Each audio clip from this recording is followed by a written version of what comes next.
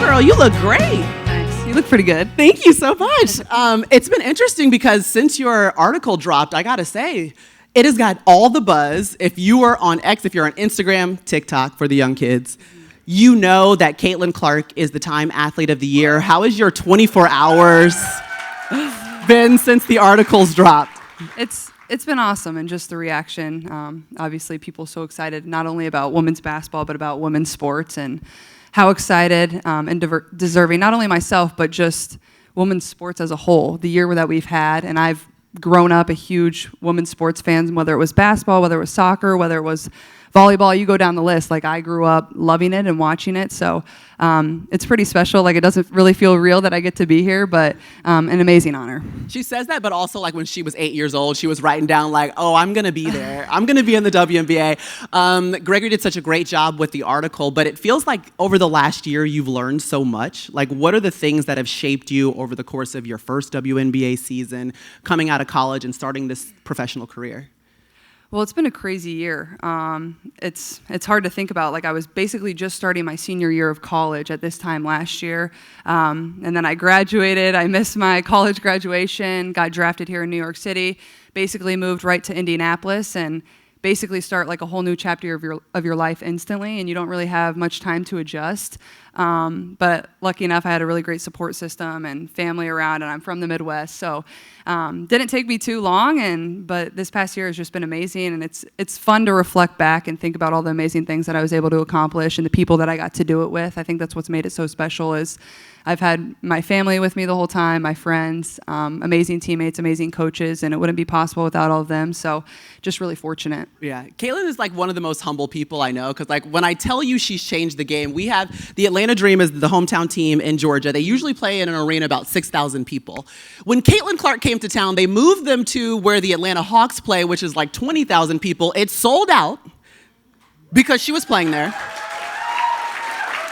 The number of Indiana Fever fans I saw in young girls and the way they were lighting up, I mean, you have represented something so special for the sport, but you've drawn eyes to a game that you've always grown up loving. What does that mean to you?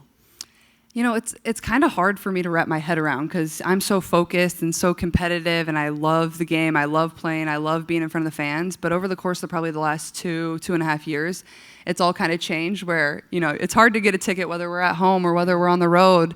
And I don't want to say it's something you get used to, because this hasn't been normal for women's sports, but it's becoming normal, and it's becoming what's going to happen for not only women's basketball, but every women's sport. It's going to be hard to get a ticket. Claim it. So I think for myself, like, it's special to see those young girls and those young boys that bring signs or are with their mom or dad or are with their friends. Like, that's a memory that they're going to share for forever. I remember my first WNBA game, one of the best memories of my childhood, and I think very influential in wanting to be a professional basketball player, wanting to be a great person, having those people to look up to and want to be like one day. So I just try to embody that every single day, and I feel like I have good perspective on, like, basketball isn't my everything. Like, yeah, I love it, and I get to do it, and it's given me a lot of really great opportunities, but at the same time, you know, win or loss, I feel like I try to be the same person. What would you say? We've also seen like a boom in investment. You know, shout out Lisa, you want to come invest in the WNBA? We got you, girl. We can hook you up. She wants to buy a team. Woo! Yeah, come on through. Come on, girl. But why do you see that happening, one? But why do you think it's a good investment, two? Well, I mean, I think just from the numbers standpoint and the stats, like, you see it.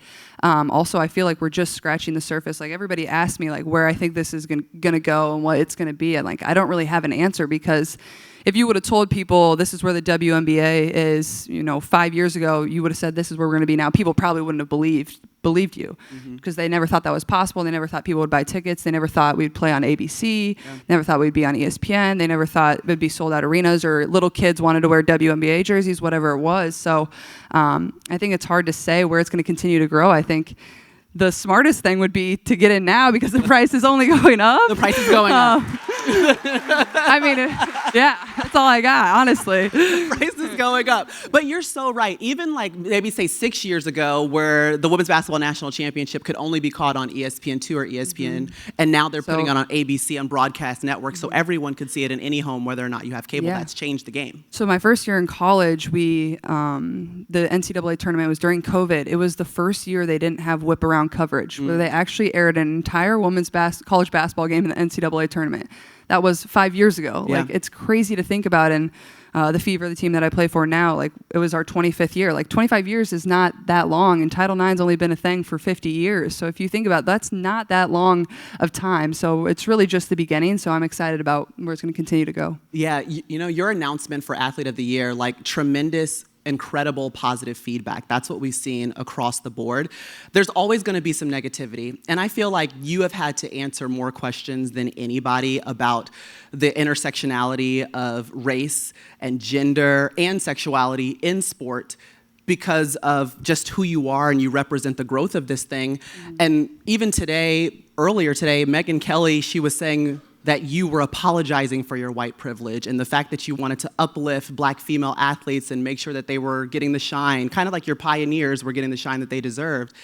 And I just want to know how you feel or how you respond to some of those criticisms when you have to deal with something that it's really not your problem. Like, I feel like it's them looking in a mirror a little bit, but it still comes down on your shoulders. I feel like I always have had really good perspective on everything that's kind of happened in my life, whether that's been good, whether that's been bad. And then obviously coming to the WNBA, like I've said, I feel like I've earned every single thing that's happened to me over the course of my career. But also, I grew up a fan of this league from a very young age. Like, my favorite player was Maya Moore. Like, I know what this league was about.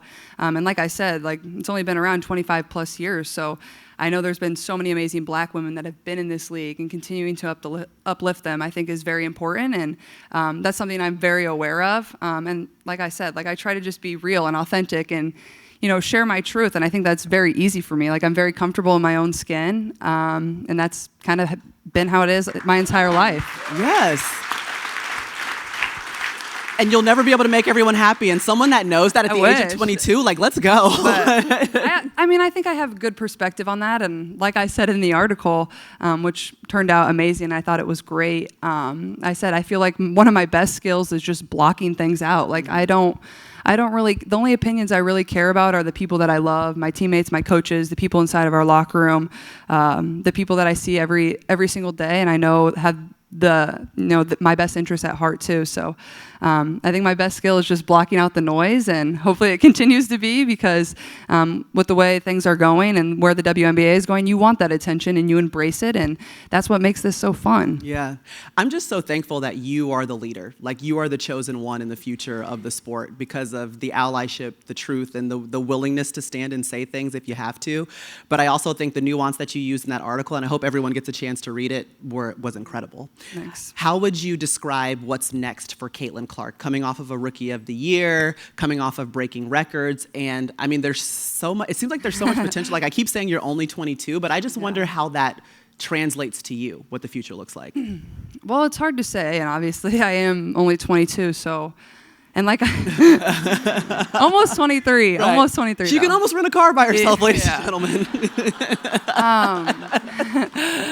I don't know. Like I said, I feel like I'm just scratching the surface of the things I want to accomplish. And, you know, I'm 22. I'm still figuring out life. I'm still figuring out where everything's going to go. And, you know, I love basketball, and basketball has brought me so many amazing things, and that will continue to be probably my first passion and everything that I enjoy. And hopefully once basketball ends, I can still find things that I'm really passionate about and can do. Hopefully be an owner of a sports team one day, or open a restaurant. I don't know. Something fun.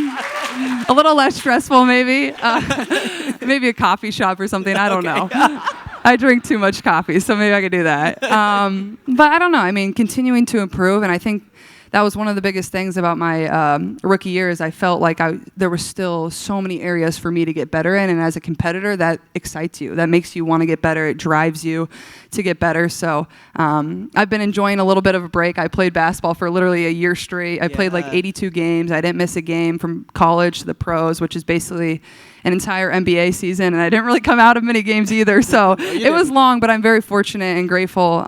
But I feel like I can just continue to improve, and How do you see kind of the impact that you're having on the game itself, especially the women's game? Like we see now more kids taking the shot, 30 feet. Like you've come in and done something unique to the game that we haven't seen. Can you describe what that is?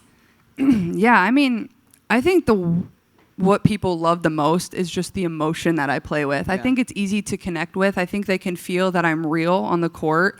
But also when I step off the court, like I try to be like very authentic and very genuine and make as much time for people as I can.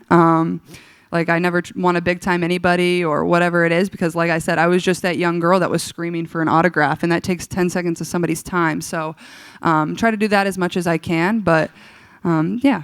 It's actually funny. In the article, it mentioned that you would watch tape of your reactions. You had to calm down the competitive a little bit, just a little bit, I think right? you learn a lot about yourself. Like it was kind of like a basketball psychology thing. Okay. Like everybody wants to watch the actual basketball, but I think I was just like such a competitor. It's like, what are you doing in between the moments of the basketball that is going to help you get a little bit of an advantage? Mm-hmm. And I think it's not probably a way a lot of people approach a sport, whether it's basketball or football or whatever it is, but I think it's really important, and you learn a lot about yourself. Mm-hmm. What would you say you've learned about yourself this year? Oh gosh, that's a good question. I think probably like just that you can achieve your dreams. Like this is something I always dreamed of. Maybe I didn't dream it on this magnitude of being here at this event with time. I didn't really write that down, but obviously, I was always somebody that dreamed and wanted to achieve things, and my parents never told me, you can't. It was always like, go try. Like they probably knew at times I would fail, but they let me fail, and I think that taught me a lot of lessons about myself and about just life in general. And I think that's helped me become the woman I am, the basketball player I am, and hopefully the leader I am, and just continuing to grow in that. Yeah, every single athlete has like a moment of failure or a couple of them that they remember. Sure. Usually you remember the losses more than you do the wins. Yeah. What are some of the failures that have made Caitlin Clark who she is? I would say probably one of my biggest failures in my basketball career. So I was 16 and I made the Olympic or the junior national team for the U16 team. And then I came back the next year to try out, and I actually got cut. So I made it the year before, and then I came back the next year and I got cut. I didn't play very well, and I didn't deserve to be on the team. And I think it was like a good moment to like look in the mirror and like just assess yourself and find ways to get better. And I think that really motivated me. And I came back at 17 and I made the U19 team. So helped me get better, helped me learn a lot about myself. And then I think in college, we got upset at home in the NCAA tournament to Creighton. It was like one of probably the biggest upsets on the women's side in the NCAA tournament because we were hosting. We had a sold out crowd. We were a 2 seed in the NCAA tournament, and we lost at home, and that was pretty bad. And honestly, I tell a lot of people after that, my junior and senior year, we went on to go to the Final Four both years. I don't think my sophomore year, if we wouldn't have got upset at home, I don't know if we have that type of success. Mm-hmm. I think it taught us a lot about ourselves and taught me a lot, and kind of puts a little fire in your belly to get better and want to prove everybody wrong. Yeah, and along the way, I know that you've met so many people and you've talked about the young women before, but are there some encounters or interactions that have stuck with you over time? Oh, gosh. That's a good one. Mm-hmm. I think like there's a lot of things that just really put life into perspective, whether it's somebody that is sick or a young kid that was in the hospital and their one request was to come watch your game and come courtside and get to meet you, and that takes 2 minutes of your time, and that's going to make their entire life. Or whether it's the people that have signs that say, I've traveled from Canada or wherever it is, they've traveled miles and miles, spent a lot of money to have 2 hours where they're probably never going to interact with you and just are watching you on a court. I'd always try to remind myself of that going into a game, is like people are spending a lot of time, money, and resources to come here and like enjoy this experience with you. Like I like to say, like I feel like I'm an entertainer at times. Like I try to put on a show and make it fun for everybody. But I think that's like the young girls and the young boys, like that's what it's all about. Like it's those people that get to see you and get to believe in something. I think that's what's really special. Mm-hmm. Well, you're really special. We're thankful that you believed in yourself to make it to this moment. The change that Caitlin Clark is making right now, we're just lucky and blessed to be able to watch it. Honestly, congratulations on being the Athlete of the Year. Ladies and gentlemen, Caitlin Clark.